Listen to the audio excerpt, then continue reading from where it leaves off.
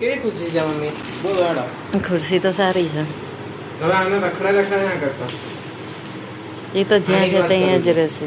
લો mummy તમારા માટે શું લાવજો બહુ બધી ચોકલેટ બા માટે આ પ્રસાદી માટે ચોકલેટ છે.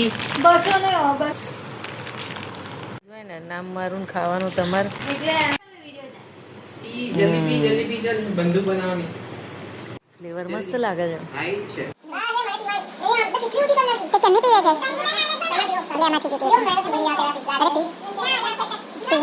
મેં કહેતો હતો કે આમ બહુ મસ્ત હોય આપણી બાના ના તારું ખાઈ જાય મરી ના આટલી બધી નહીં ખાતા ખાઈ જાય